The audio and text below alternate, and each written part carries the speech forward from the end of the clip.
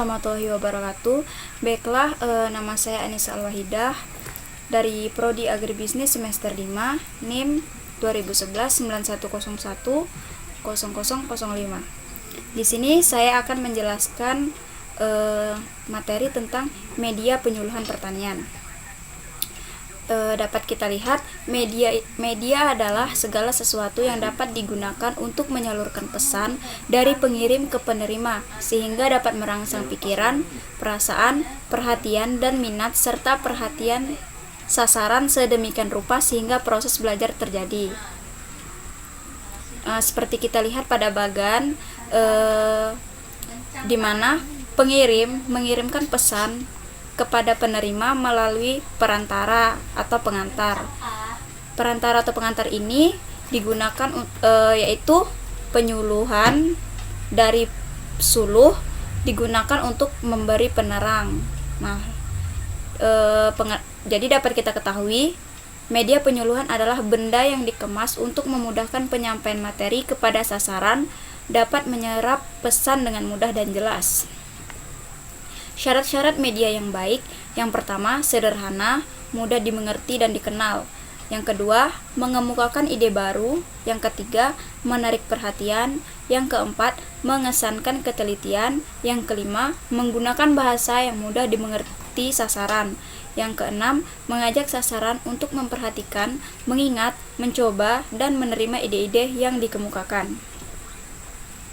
Peran media penyuluhan: yang pertama, sebagai saluran komunikasi, yaitu berguna untuk menyalurkan pesan atau informasi, menyalurkan feedback atau umpan balik. Lalu penyuluhan pertanian ini teratur dan sistematik. Kemudian sebagai media belajar dalam penyuluhan pertanian, bertujuan untuk memberi pengalaman belajar integral dari konkret ke abstrak, memungkinkan proses belajar berlangsung berkelanjutan, memungkinkan proses belajar mandiri. Lalu yang terakhir ada perannya sebagai peragaan dalam penyuluhan pertanian, yaitu bertujuan untuk mempertinggi efektivitas belajar, meningkatkan interaksi petani dengan lingkungannya, memungkinkan untuk meningkatkan keterampilan. Fungsi media dan kegunaannya. Yang pertama ada fungsi edukatif, yaitu mendidik. Fungsi utamanya itu adalah mendidik karena memberikan pengaruh pendidikan. Yang kedua ada fungsi sosial, yaitu pemberian informasi yang autentik dalam kehidupan, akan dapat memberikan konsep yang sama kepada semua orang.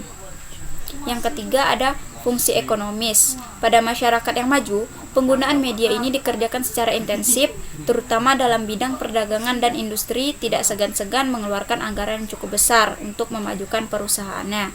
Yang keempat ada fungsi politik, yang dimaksud politik pembangunan. Yang kelima, fungsi seni budaya. Perkembangan dalam bidang budaya dengan mudah tersebar di seluruh penjuru dunia. Nah, lalu ada kegunaan media menurut Ganardi. Yang pertama, melenyapkan salah pengertian.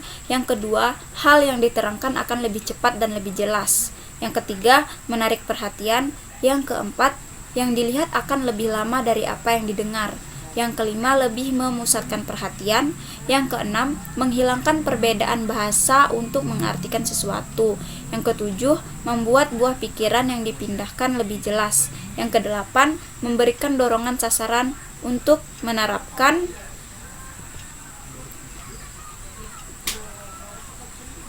Lalu ada taksonomi media penyuluhan. Pengertian media ini sering dikacaukan dengan peralatan. Padahal media ada yang langsung dipergunakan tanpa menggunakan alat bantuan lain, dan ada media yang hanya bisa dipergunakan bila menggunakan alat bantu. Nah, lalu kemudian timbul usaha-usaha penataannya, yaitu pengelompokan atau klasifikasi menurut kesamaan ciri atau karakteristiknya. Lalu ada taksonomi media penyuluhan menurut G.C. Weaver dan E.W. Bollinger. Yang pertama, benda-benda sesungguhnya, yaitu seperti benda hidup dan benda mati. Yang kedua ada benda tiruan, seperti miniatur, patung. Yang ketiga ada gambar, gambar diam maupun bergerak yang dibuat tidak dengan alat optik. Terus ada di sini seperti piramid tapi berbentuk kerucut, yaitu pengalaman dari Edgar Dale. Kerucut pengalaman ini menggambarkan tentang tingkat-tingkat pengalaman dan alat-alat yang diperlukan untuk memperoleh pengalaman, dan seperti kita lihat pada kerucutnya, di situ terdapat simbol yang pertama, terus ada gambar, radio, film, televisi, pameran, karya wisata, demonstrasi, dramatisasi, pengalaman tiruan, dan pengalaman langsung dan bertujuan. Kemudian ada cara menentukan jenis media. Ada di situ unsur who, yaitu siapa yang akan dilatih. Kemudian ada what, apa yang diharapkan dan mampu dilakukan peserta didik. Where, di mana pelatihan akan diadakan dan berapa lama. Terus ada metode, yaitu metode belajar apa yang digunakan. Lalu media penyuluhan apa yang akan digunakan. Dan yang terakhir ada why, bagaimana mengetahui efektivitas pelatihan. Ragam media penyuluhan, ada media penyuluhan tercetak, media penyuluhan audio, media penyuluhan visual, audiovisual atau terproyeksi, lalu ada objek fisik atau benda nyata. Nah, seperti kita lihat pada grafik, pada bagan, di situ media penyuluhan pertanian. Media penyuluhan pertanian ini ada 4. Yang pertama, benda sesungguhnya dan tiruan. Contohnya itu sampel, spesimen, model, dan simulasi. Terus ada tercetak, yaitu gambar, sketsa, foto poster, folder, peta singkap, kartu kilat, diagram, grafik, bagan, peta, brosur, majalah, dan buku. Lalu ada media penyuluhan audio seperti kaset, CD, DVD, MP3, MP4, audio.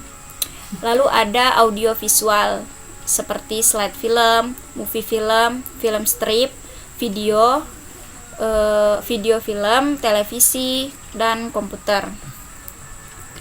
Lalu pemilihan media penyuluhan. Memilih media ditinjau dari kesiapan pengadaannya. Dikelompokkan dalam 2 jenis, yaitu ada media jadi. Nah, media jadi ini dalam keadaan siap pakai karena sudah merupakan komoditas perdagangan dan target dipasarkan luas untuk siap pakai. Lalu ada media rancangan, yang kedua itu media yang memang perlu dirancang dan dipersiapkan secara khusus untuk maksud tertentu. Kelebihan media jadi ini yang pertama, hemat waktu, tenaga, dan biaya. Kekurangannya ini kecilnya kemungkinan memilih media jadi yang sepenuhnya sesuai dengan tujuan atau kebutuhan penyuluhan setempat.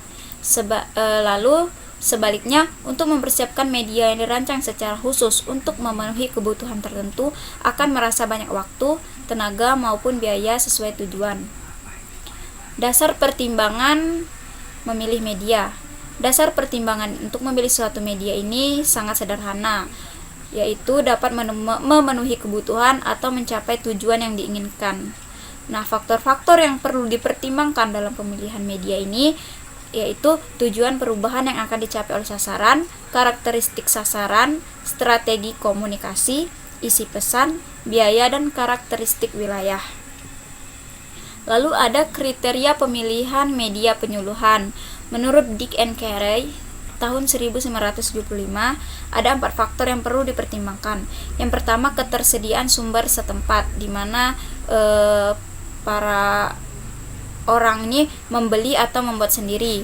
Yang kedua, untuk membeli atau membuat sendiri, itu apakah tersedia fasilitas atau tidak. Yang ketiga, faktor keluasan, kepraktisan, dan ketahanan media. Yang keempat, efektivitas biaya dalam waktu yang panjang.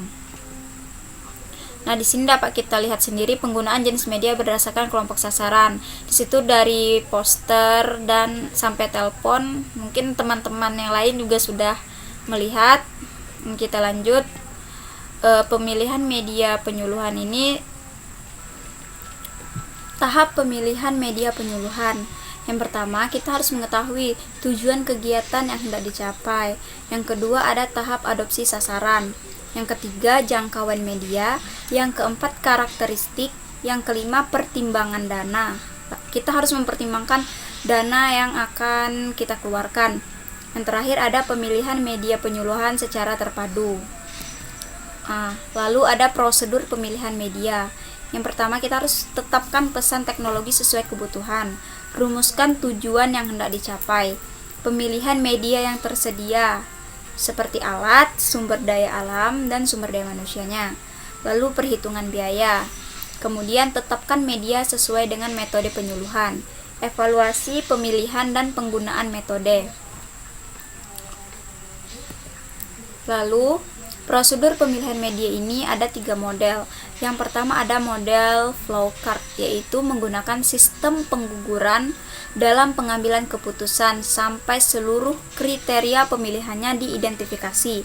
Yang kedua ada model checklist. Di sini juga menangguhkan keputusan pemilihan media sampai semua kriteria dipertimbangkan.